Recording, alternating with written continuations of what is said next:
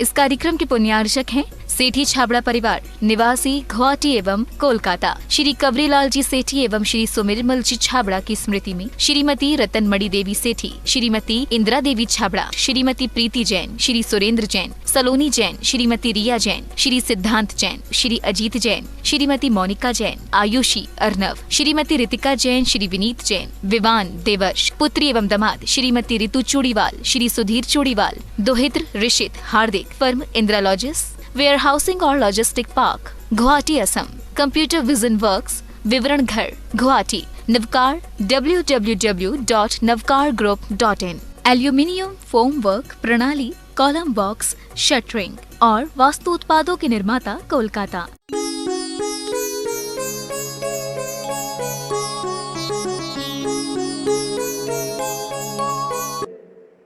धर्मरत्न महात्माओं, आज हमें चर्चा उन जीवंत भगवानों की करना है। आज हमें चर्चा उन चलते हुए तीर्थ की करना है। आज हमें चर्चा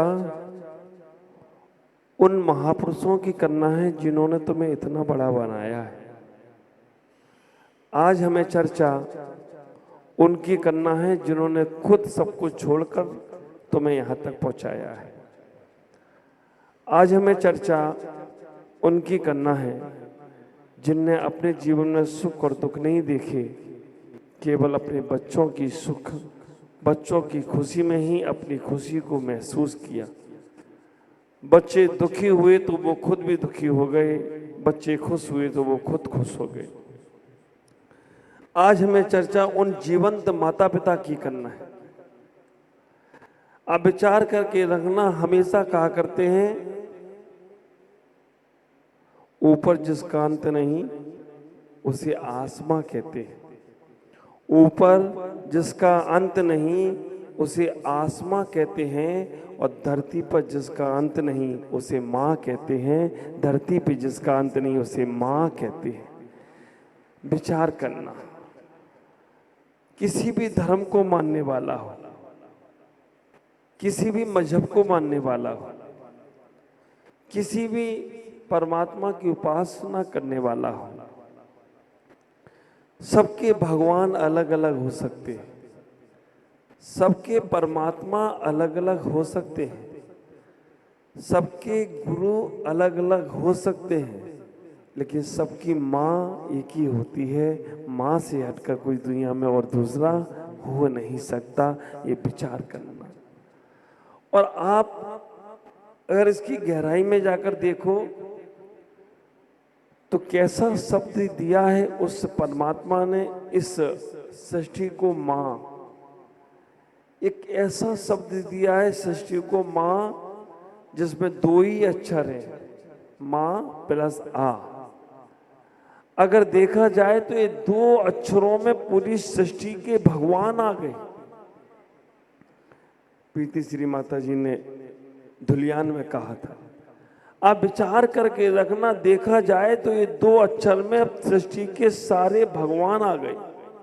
जैन भगवान भी आ गए, हिंदू भगवान भी आ गए, मुस्लिम भगवान भी आ गए। केवल माँ में दो अक्षर है, माँ प्लस आ। माँ से देखा जाए तो महावीर, माँ से देखा जाए तो महादेव, और माँ से देखा जाए तो अब विचार करके रखना, माँ से देखा जाए तो महावीर भी आते हैं, और माँ से देखा जाए तो महादेव भी आते हैं, और माँ से देखा जाए तो मोहम्मद भी आते हैं। माँ से महावीर, माँ से मोहम्मद और माँ से महादेव। और आ से देखा जाए तो आदिनाथ, आदि ब्रह्मा और अल्लाह, ये सब इसमें आ गए हों तो कोई आश्चर्य की बात नहीं है। सारे सृष्टि के भगवान इस माँ में समाहित है। माँ शब्द हल्का नहीं, माँ शब्द हल्का नहीं है, माँ शब्द बहुत भारी है। इस सृष्टि पे तुम सबसे आने के पहले तुम्हारी माँ ने जन्म लिया है। इस सृष्टि पर तुम सबसे आने के पहले तुम्हारे पिता ने जन्म लिया है। इस सृष्टि पर तुम्हारे आने के पहले माँ पिता भगवान के मंदिरों में भी गए हैं। इस सृष्टि पे आने के पहले माता पिता ने तुम्हें प्राप्त करने के लिए कितने कितने साधु संतों के पास, गुरुओं के पास, भगवंतों के पास गए होंगे कि मुझे कोई अच्छी संतान प्राप्त हो। अब विचार करके रखना, तुम्हें जन्म देने के पहले तुम्हारे माता पिता ने, वैसे बात तो मुझे युवाओं और युवतियों के बीच रखना था, बच्चे और बच्चियों के बीच रखना था, लेकिन आज सब माता पिता ही बैठे हैं यहाँ पर। कोई बात नहीं, जिनवानी चैनल में सुन के उन्हें सुना देना। एक सम्मेलन यहाँ रखने वाला हूँ, बात चल रही है, कमेटी के सामने रखी है। पूरे पूर्वांचल के युवा और युवतियों को एक साथ 3 दिन के लिए यहाँ पर बुलाने का मन है कि जिनके सामने वो बातें रखी जाए। ख्याल करो, जिसके माँ बाप होते हैं ना, उसको लगता है कि मेरे पास कोई है और जिसकी छत्र छाया है मेरे ऊपर। बड़े सौभाग्यशाली हैं वो लोग जिनके ऊपर माँ बाप का साया है।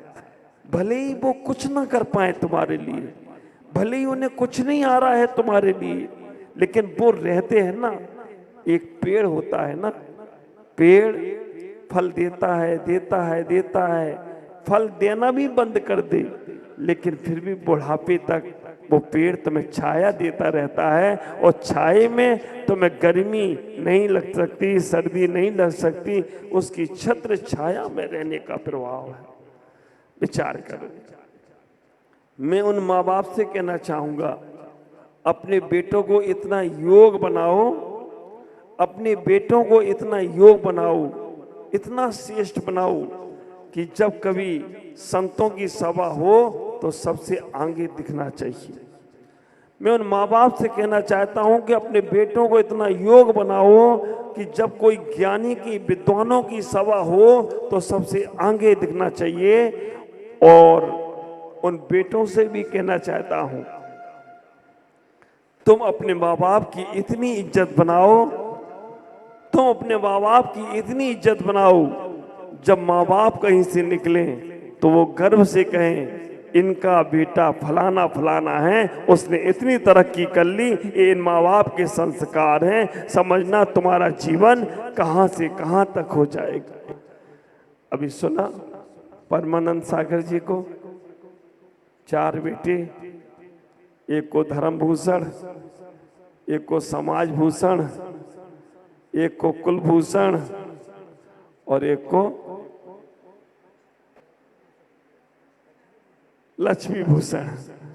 आप विचार करके रखना, एक को समाज की सेवा में लगा दिया, एक को धर्म की सेवा में लगा दिया, एक को लक्ष्मी के लिए लगा दिया और एक को कुल के लिए। 4 बेटों को, चारों को लगा दिया।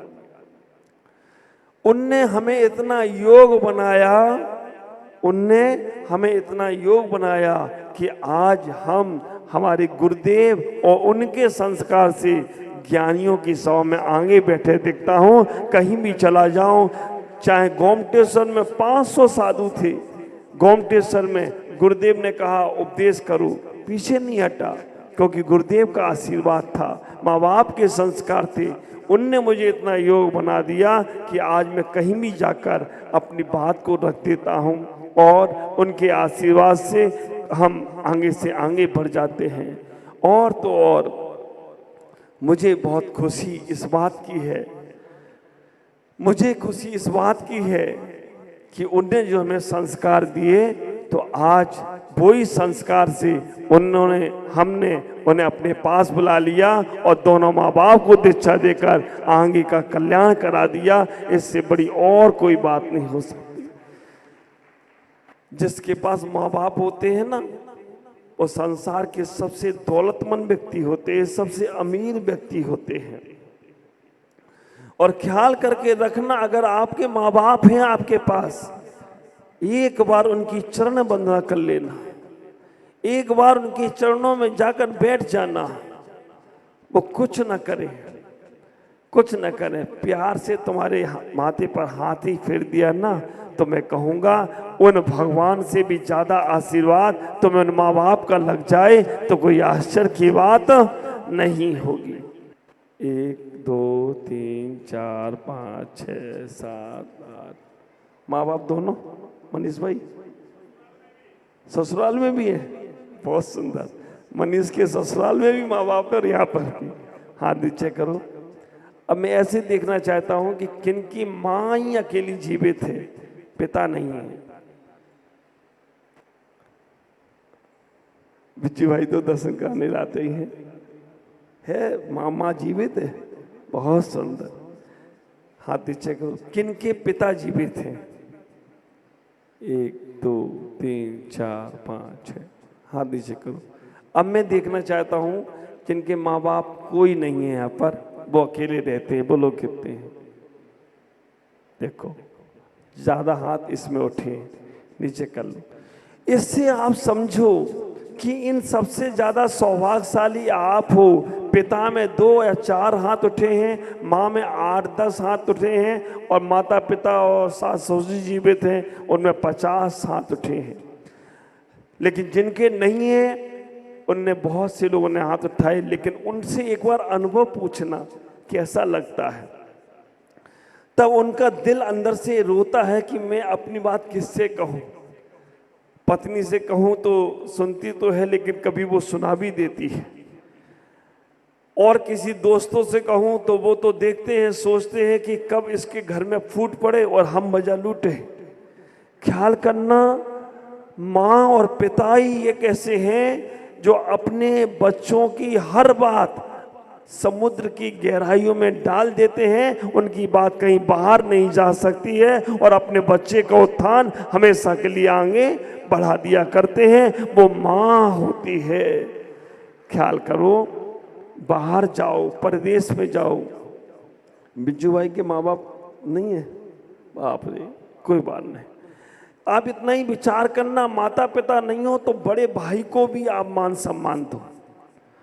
हमारे विजय भाई चूड़ीवाल 2-3 बार माँ बाप माता को लेकर आए, और उनने अपनी माँ के लिए कितना कितना काम करते हैं। माँ ने कुछ बोल दिया तुरंत तैयार हो जाते हैं।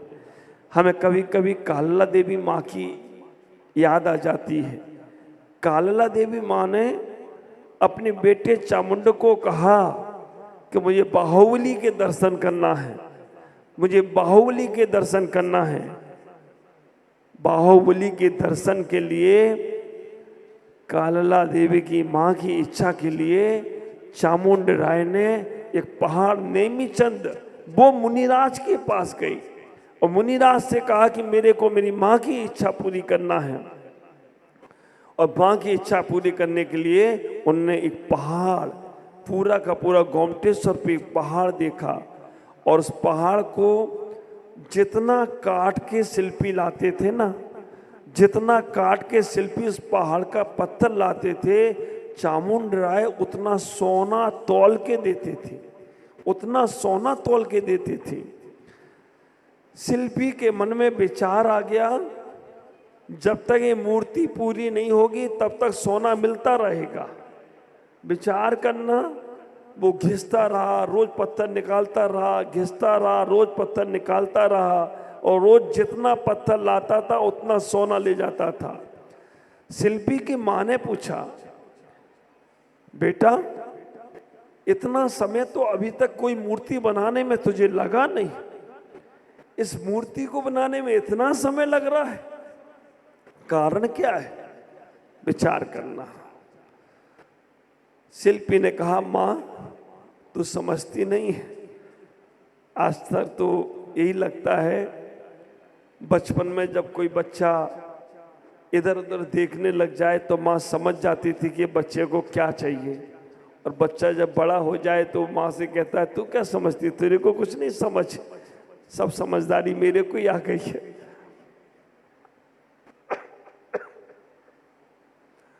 शिल्पी की माँ ने कहा कि माँ तू समझती नहीं है, ये मूर्ति जब तक पूरी नहीं हो रही है तब तक सोना मिलता रहेगा, और मूर्ति पूरी बनाकर हमने दे दी तो सोना मिलना बंद हो जाएगा। तब शिल्पी की माँ ने बहुत प्यारी बात बोली। शिल्पी की माँ ने इतना ही कहा, बेटा एक माँ के कहने से वो चामुंड इतनी विशाल मूर्ति बनवाने के लिए तुम्हें ऑर्डर दिया, तुम्हें मौका दिया, और तूने उस माँ की इच्छा पूरी नहीं की। बस बेटा मेरी एक ही इच्छा है कि उस माँ की इच्छा के लिए चामुंड ने मूर्ति बनवाई है, और मेरी इच्छा है अपनी माँ की इच्छा पूरी करने के लिए जल्दी से जल्दी मूर्ति बना के दे दे, तो बस तेरा काम हो जाएगा, तेरा जीवन में नाम हो जाएगा। और उसने अगले दिन ही मूर्ति और बनाकर पूरी की पूरी चामुंड को भेंट कर दी हो तो कोई आश्चर्य की बात नहीं है। ख्याल करके रखना, आज तक उस शिल्पी का नाम वहाँ लिखा हुआ है, उस मूर्ति के बनाने वाले शिल्पी का भी नाम। तो मैं आपसे कहना चाहता हूँ, चामुंड ने उस माँ की इच्छा पूरी करने के लिए इतना बड़ा काम कर दिया। अगर आपके घर में माता पिता हों और वो कोई इच्छा अगर रखते हों, कभी उनका दिल नहीं दुखने देना, कभी उनके मन में ये भाव नहीं आए।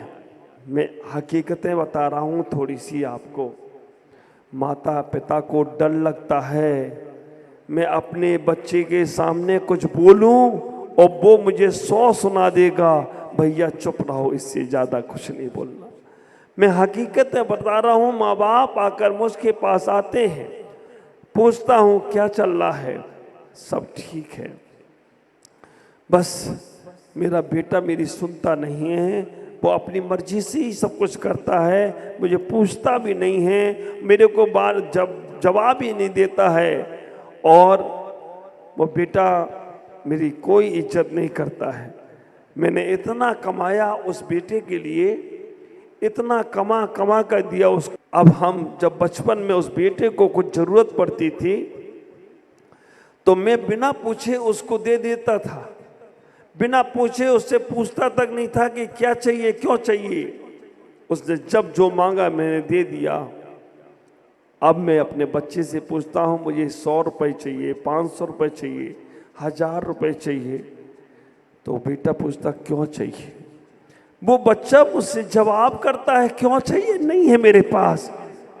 मैंने सब कुछ अपने बच्चों के नाम कर दिया, तो आज वो मेरी ये दशा कर दिया कि मुझे भीख जैसा उसके सामने मांगना पड़ता है। मैं अपनी मर्जी से खा नहीं सकता हूँ, मैं अपनी मर्जी से पहन नहीं सकता हूँ। मुझे कहीं जाना है किसी रिश्तेदार के यहाँ या किसी के यहाँ तो जा नहीं सकता हूँ।